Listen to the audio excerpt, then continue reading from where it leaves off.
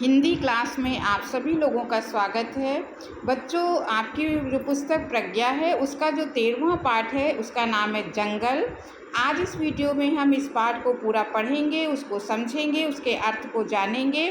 ये जंगल जो पाठ है आपका चित्रा मुद्गल जी ने लिखा है, बहुत ही इम्पॉर्टेंट पाठ है, परीक्षा में पूछा जाता है। तो बच्चों, आप इस वीडियो को आखिरी तक ज़रूर देखिएगा ताकि जंगल पाठ आपको अच्छे से समझ में आ जाए। और अगर आप इस तरह के और भी नए नए वीडियो पाना चाहते हैं तो आप चैनल को सब्सक्राइब ज़रूर कीजिएगा। आपके लिए लगातार ऐसे वीडियो बनते रहेंगे और आप तक पहुंचते रहेंगे। तो अब इस वीडियो को शुरू करते हैं। आपका जो पाठ 13 है और पाठ का नाम है जंगल, इसे लिखा है चित्रा मुद्गल ने। तो ये थोड़ा सा बड़ा पाठ है, इसको देखते हैं। रीडर अरिमा जोशी के मोबाइल पर फ़ोन था। मांडवी दीदी की बहू तविशा का। आवाज़ उसकी घबराई हुई सी थी। कह रही थी, आंटी बहुत ज़रूरी काम है, अम्मा से बात करवा दें। तो कहानी यहाँ पे शुरू होती है एक स्कूल से। स्कूल में मांडवी दीदी नौकरी करती हैं, टीचर हैं वहाँ पर। और उनकी जो सहेली हैं अरिमा जोशी, उनके पास मांडवी दीदी की बहू का फ़ोन आता है कि मांडवी दीदी से बात करा दीजिए। उनकी वो सास हैं और बहुत ही उसकी घबराई हुई सी आवाज़ होती है। तो यहाँ पर वो कह रही थी, आंटी बहुत ज़रूरी काम है, अम्मा से बात करवा दें। अरिमा दीदी ने असमर्थता जताई। मांडवी दीदी कक्षा ले रही हैं, काम बता दें। उनके कक्षा से बाहर आते ही वह संदेश उन्हें दे देंगी, बल्कि अपने सामने ही मांडवी दीदी से उसकी बात करवा देंगी। वैसे हुआ क्या है? तविशा इतनी घबराई हुई सी क्यों है? घर में सब कुशल मंगल तो है। तो वहाँ पर अरिमा जोशी ने कहा कि इस समय तो बात नहीं करा सकते क्योंकि मांडवी जी क्लास ले रही हैं, क्लास से बाहर आएंगी तो वो उनसे बात करवा देगी। और वो भी अंदाज़ा लगा रही हैं कि घबराई हुई आवाज़ आ रही है तो घर में सब ठीक ठाक है कि कुछ गड़बड़ हो गई है। परेशानी का कारण बताने की बजाय तविशा ने उनसे पुनः आग्रह किया, आंटी अम्मा से बात हो जाए तो। अब अरिमा ने उनसे जानने की तविशा से कोशिश की कि क्या बात है, बताओ। तो उसने कहा कि बात बहुत ज़रूरी है और मुझे अम्मा से ही बात करनी है। अरिमा जोशी को स्वयं उसे टालना बुरा लगा। उचित नहीं लगेगा तविशा, अनुशासन भंग होगा। कक्षा का समय विद्यार्थियों के पढ़ने का समय है। मुझे बताओ तविशा, मुझे बताने में झिझक कैसे? तो फिर अरिमा कहती है कि तविशा वो तो क्लास ले रही हैं, क्लास में कैसे मैं उन्हें डिस्टर्ब करूं और उन्हें परेशान करूंगी? वो बच्चों को पढ़ा रही हैं, तो मुझे बता दो कि क्या बात है। नहीं आंटी, ऐसी बात नहीं है। तविशा का स्वर भर्रा सा आया। तविशा ने बताया, घर में जो जुड़वा खरगोश के बच्चे पाल रखे हैं उन्होंने सोनू मोनू, उनमें से सोनू नहीं रहा। अब तविशा ने अपनी जो समस्या थी बता दी कि मेरे घर में मम्मी ने, जो अम्मा जी ने, उन्होंने खरगोश पाल रखे थे। एक का नाम सोनू था, एक का नाम मोनू था। उसमें से सोनू मर गया है। ये उसको बताना था अपनी सास को। 10:30 के करीब काम वाली कमला घर में झाड़ू पोछा करने आई तो बैठक बुहारते हुए उसकी नज़र सोफे के नीचे सो रहे सोनू पर पड़ी। जगाने के लिए उसने सोनू को हिलाया ताकि सोफे के नीचे वो ठीक से सफाई कर सके। उसके जगाने की सोनू पर कोई प्रतिक्रिया नहीं हुई। वह बुदबुदाई, कैसे घोड़े बेचकर सो रहा है शैतान। अब कि उसने उसे लगभग झकझोरा, बल्कि उसकी टांग पकड़कर उसे सोफे के नीचे से बाहर घसीट लिया। सोनू मोनू की चौकड़ियाँ छुपावल साफ सफाई के काम में कम नहीं खिंचाती उसे। घर में कौन पीयूष कम बिखराहट करता है, जो इनकी कमी थी। मगर सोनू की देह में कोई हरकत नहीं हुई। उसे लगा था बाहर खींचते ही वो पकड़ से छूटकर एकदम दौड़ लेगा। कमला ने चीख कर तविशा को पुकारा, छोटी बीजी। अब यहाँ पर तविशा ने बताया कि अरिमा दीदी को बताने लगी कि घर में सोनू और मोनू 2 खरगोश थे। और जब हमारी नौकरानी कमला आती है तो उसने देखा सोफे के नीचे सोनू सोया हुआ है और वो उसको जगाती है तो जगता नहीं है, तो पकड़ कर घसीटती है, तब भी उसकी शरीर में कोई हरकत नहीं होती है। तो वो चिल्लाने लगती है और मुझे वहाँ पर बुलाती है। तविशा अचेत सोनू को देख घबरा गई। उसने सोनू को की पीठ पेट को सहलाया, पुचकारा। उसने कान खींचकर छेड़ा। कान खींचना सोनू को बड़ा नागवार गुजरता था। अपनी रिस जाहिर करते हुए वो बड़ी देर तक उनसे दूर दूर बना रहता था।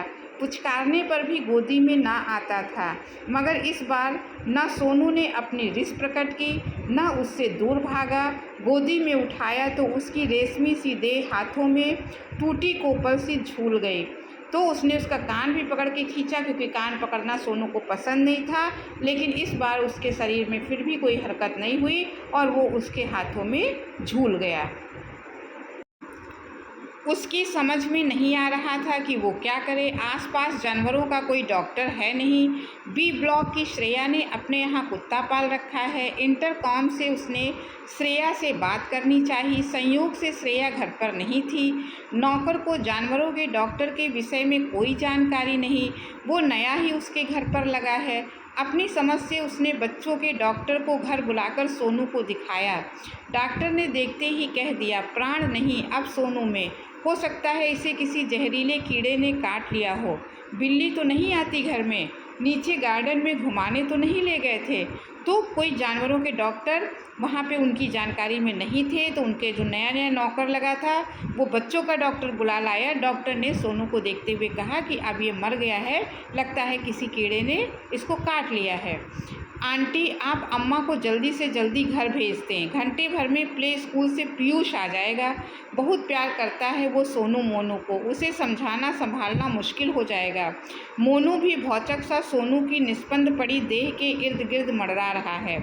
अब तविषा कहती, आंटी मम्मी को जल्दी से घर भेज दीजिएगा, क्योंकि उनका जो बेटा था वो भी अभी स्कूल से आ जाएगा। उसका नाम पीयूष था। उसका बच्चा था, वो सोनू मोनू के साथ एकदम खेलता रहता था। वो उसके दोस्त थे। तो उसको ये चिंता थी कि 1 घंटे में जब पीयूष घर में आ जाएगा तो वो घर को सर पे उठा लेगा, उसे मैं कैसे संभालूंगी। इसलिए वो अम्मा को जल्दी बुलाना चाहती है। मांडवी दी घर पहुंची तो बैठक में काली बदली चिटकी हुई तनी थी। सोफों के बीच में खाली पड़े फर्श पर सोनू निश्चेष्ट पड़ा हुआ था। झुकी तो पाया, आंख ठहरी हुई थी उसकी, मानो नींद में आंखें खुली रह गई हों। सोनू मोनू की परिक्रमा सा करता कभी दाएं ठिठक उसे गौर से ताकने लगता, कभी बाएं से, कभी मुंह उठाकर पीयूष की ओर देखता, उससे पूछने की मुद्रा में, भैया ये सोनू उठकर हमारे साथ खेलता क्यों नहीं। पीयूष की स्तब्धता तोड़ना उन्हें जरूरी लगा। नन्ही सी जिंदगी में वह मौत से पहली बार मिल रहा है। मौत उसकी समझ में नहीं आ रही है। ऐसा कभी हुआ नहीं कि उन्होंने घर की घंटी बजाई हो और तीनों लपक कर दरवाज़ा खोलने न दौड़े हों। खोल तो पीयूष ही पाता था, मगर मुंह दरवाजे की ओर उठाए हुए दोनों भी पीयूष के नन्हे हाथों में अपने अगले पंजे लगा देते हों जैसे। तो यहाँ पर कह रही हैं कि मांडवी दीदी सोच रही हैं कि देखिए आज मोनू भी, जो सोनू मोनू 2 खरगोश थे, सोनू के मर जाने से मोनू भी बहुत परेशान है और सोनू की देह के चारों ओर घूम रहा है। जैसे ही कोई घर में आता था पीयूष के साथ अपनी दादी को खोलने के लिए ये दोनों भी साथ में इकट्ठे हो जाते थे, तीनों दरवाजे के पास इकट्ठे हो जाते थे। तो अब मांडवी दीदी को लगता है कि पीयूष को कैसे संभाला जाए। पीयूष का सिर उन्होंने अपनी छाती से लगा लिया। पीयूष रोने लगा है। दादी दादी ये सोनू को क्या हो गया। दादी सोनू बीमार है तो डॉक्टर को बुलाकर दिखाओ ना। दादी मम्मी गंदी है ना, बोलती है कि सोनू मर गया। अब बच्चे ने पहली बार मौत देखी थी तो उसे कुछ समझ में नहीं आ रहा था। वह अपनी उमड़ी चली आ रही आँखों को भीतर ही भीतर घुटकते हुए, रूंधे गले को साधती हुई उसे समझाने लगती है, रोते नहीं पीयूष, सोनू को दुख होगा। सोनू तुम्हें हमेशा हंसते देखना चाहता था ना, इसीलिए वो तुम्हारे साथ खूब धमा चौकड़ी मचाता था। उसके पीछे तुम नीचे जाकर अपने हमजोलियों के संग खेलना भी भूल जाते थे।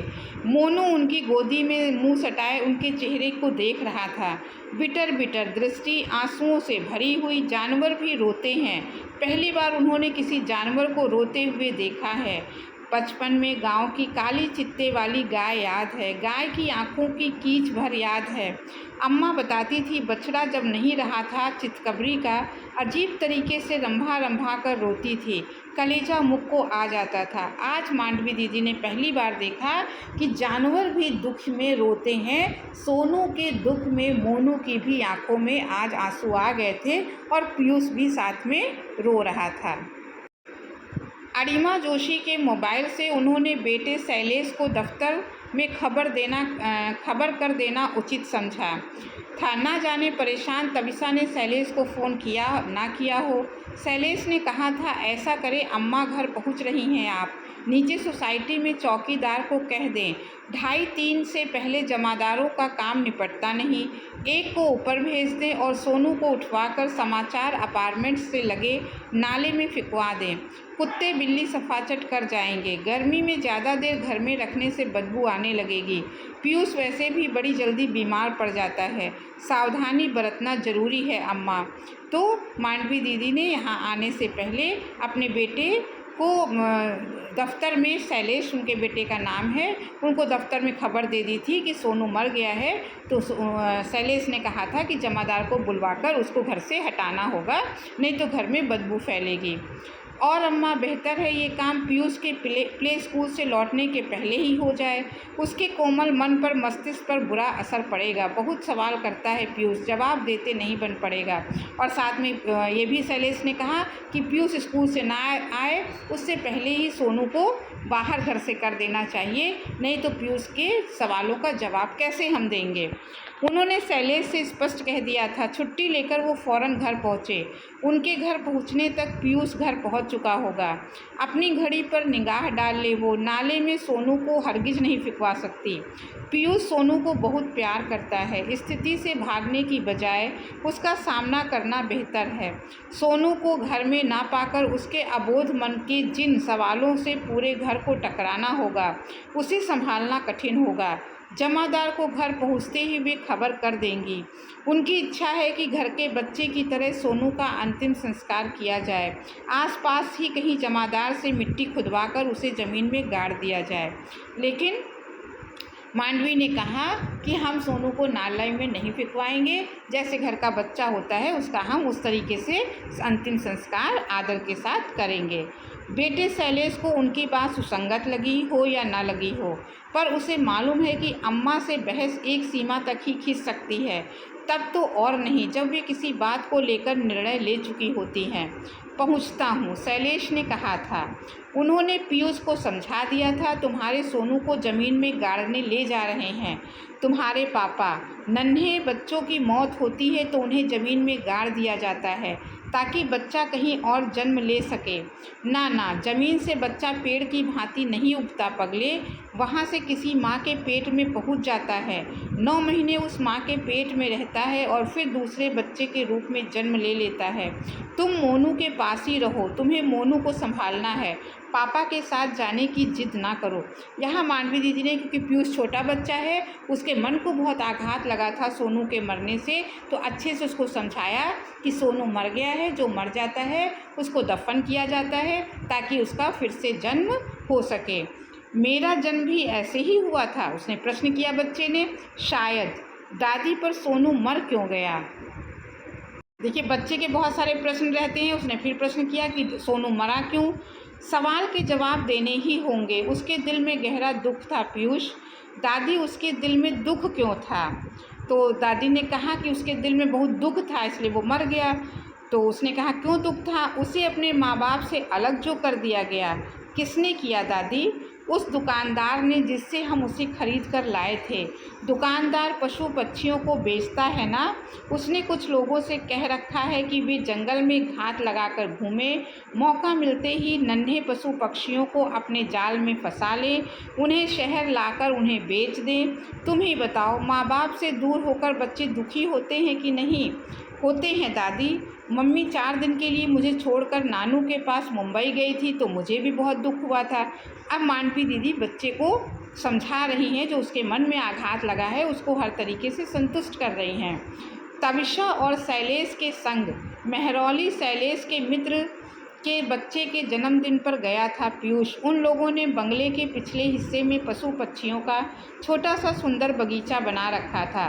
मंझोले नीम के पेड़ की डाल पर तोते का पिंजरा लटका रखा था। जालीदार बड़े से बांकड़े में उन्होंने खरगोश पाल रखे थे। एक अन्य जालीदार बांकड़े में किस्म किस्म की रंग बिरंगी फुदकती चिड़ियाँ और नन्हे से पोखर में कछुए। पीयूष को खरगोश और तोता इतने भाए कि घर आकर उसने जिद पकड़ ली कि उसे भी घर में खरगोश और तोता चाहिए।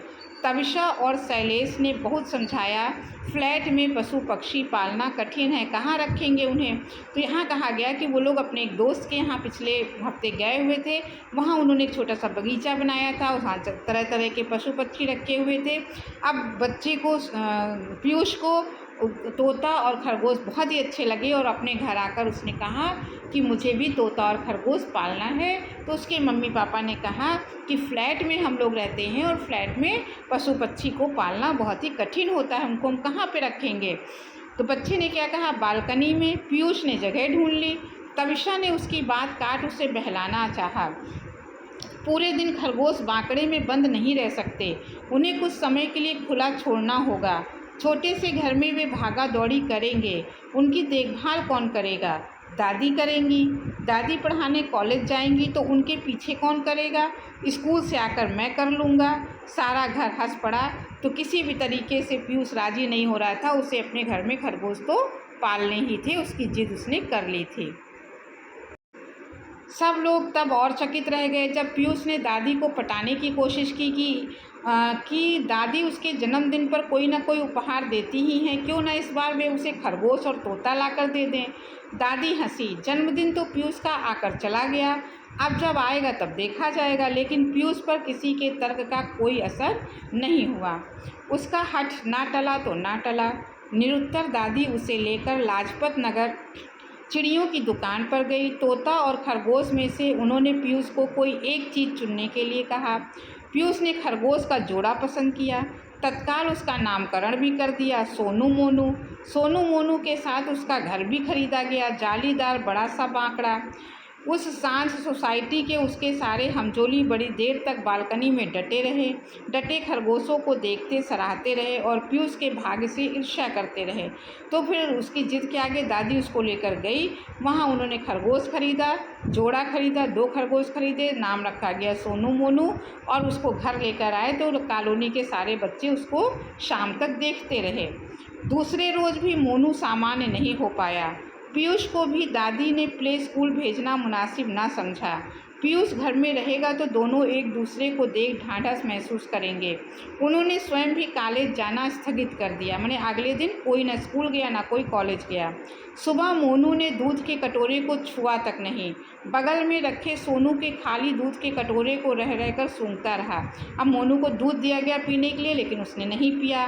दुख के मारे बांकड़े का दरवाज़ा खोलते ही वो बैठक में ठीक उसी स्थान पर आकर फर सूंघता हुआ मड़राने लगा, जिस स्थान पर उसने सोनू की निस्पंद पड़ा हुआ देखा था। उन्हें मोनू की चिंता होने लगी। पीयूष ने तो फिर भी दादी के मनाने पर कुछ खा पी लिया। अब बड़ी चिंता की बात यह हो गई कि पीयूष तो मान गया, खाना खा लिया, लेकिन मोनू किसी भी तरह से खाना खाने को तैयार नहीं था। तविषा अपराध बोध से भरी हुई थी। मांडवी दी से उसने अपना संशय बांटा। चावल की टंकी में घुन हो रहे थे। उस सुबह उसने घुन मारने के लिए डाबर के पारे की गोलियों की शीशी खोली थी, चावलों में डालने के लिए। शीशी का ढक्कन मरोड़कर जैसे ही उसने ढक्कन खोलना चाहा, कुछ गोलियां छिटक कर दूर जा गिरीं। गोलियां बटोर उसने टंकी में डाल दी थी, फिर भी उसे शक है कि एक आध गोली औने कोने में छूट गई होगी। और अब तविषा एक बात को अपने अंदर बहुत दिन छुपाए हुई थी। उसे अपराध बोध हो रहा था कि उसके कारण ही सोनू की जान गई है। उसने अपनी सास को बताया कि आज चावल में कीड़े पड़े थे, तो उसको मारने की दवा मैंने डालने के लिए जैसे ही शीशी खोली, कुछ दवा नीचे गिर गई। मैंने सारी दवा बीन ली, लेकिन मुझे लगता है कि एक आध गोली इधर उधर पड़ी रह गई है और उसी को सोनू ने खा लिया था। दादी, हाँ पीयूष, दादी मोनू मेरे साथ खेलता क्यों नहीं? अब मोनू खेल नहीं रहा था दुख के मारे। बेटा, सोनू जो उससे बिछुड़ गया है वो दुखी है। दोनों को एक दूसरे के साथ रहने की आदत पड़ गई थी ना।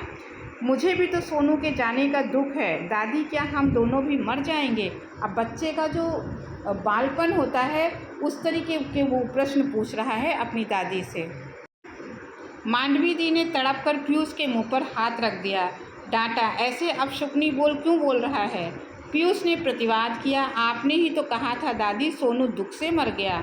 कहा था, उसने अपने माँ बाप से बिछुड़ने का दुख था। जंगल उसका घर है, जंगल में उसके माँ बाप हैं। तुम तो अपने माँ बाप के पास हो।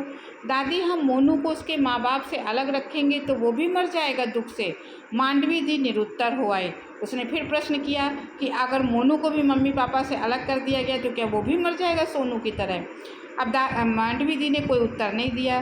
दादी, हम मोनू को जंगल में ले जाकर छोड़ दें तो वो अपने मम्मी पापा के पास पहुंच जाएगा, फिर तो वो मरेगा नहीं ना?